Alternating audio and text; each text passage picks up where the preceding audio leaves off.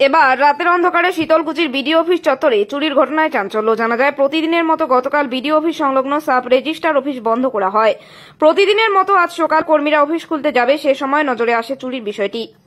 পরবর্তীতে এই ঘটনা জানাজানি হতেই অফিসের সামনে মানুষজনেরা ভিড় জমাতে শুরু করে। পরবর্তীতে খবর দেওয়া হয় শীতলকুচি থানায়। খবর পেয়ে ঘটনাস্থলে পৌঁছায় শীতলকুচি থানার পুলিশ। পুলিশ জানিয়েছে গোটা ঘটনার তদন্ত শুরু হয়েছে। এই বিষয়ে additional district sub registrar Mita Naskar জানিয়েছেন, অফিসের পেছনের দিকে একটি রুমের জানালা ভেঙে কেউ বা কারা অফিসে ঢোকার চেষ্টা করছে। অফিসের গেটের তালা ভাঙা ছিল। অফিসে কোনো চুরির ঘটনা এখনো নজরে আসেনি। আমরা বিষয়টি খতিয়ে দেখে আমরা থানায় অভিযোগ দায়ের করেছি। শীতলকুচি থানার পুলিশ জানিয়েছে, সিসিটিভি ফুটেজ খতিয়ে দেখা হচ্ছে। গোটা ঘটনার তদন্ত শুরু হয়েছে। আমি এসে দেখলাম, আমি অফিসে পৌঁছানোর আগে আমার সাবঅর্ডিনেট, আমার যারা কলিগস আছেন তারা আমাকে ফোন করে জানালেন যে ম্যাডাম অফিসে একটা দুর্ঘটনা ঘটেছে, কিছু তালা ভাঙা।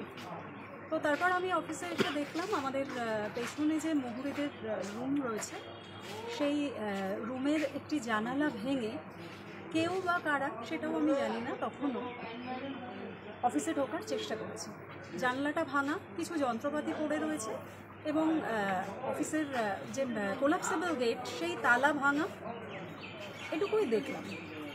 কিছু কি চুরি হয়ে গেছে বলে ভাবছেন? না, অফিসে আপাতত কোনো লস হয়নি, বাট আমরা তাও দেখছি, এখনো কাজ চলছে। আমরা লিগ্যাল ফর্মালিটিস যেগুলো আছে সেগুলো আপাতত ফুলফিল করছি। সিসিটিভিতে কি কেউ কাউকে দেখা গেছে? সিসিটিভিতে একজন ব্যক্তিকে দেখা গেছে, আমরা সেটা জানাচ্ছি এবং কমপ্লেন করছি। আপাতত পুলিশকে জানাবো, তারপর দেখা যাক কী হবে। পুলিশ আসলে ঘটনাস্থলে? পুলিশ এসছেন এবং তারা তাদের কাজ করছেন। তারপর যেটা বেরোবে কিছু হয় আপনারা জানতে পারছেন। এই যে সরকারি অফিসে চুরি হলো, কি বলবেন?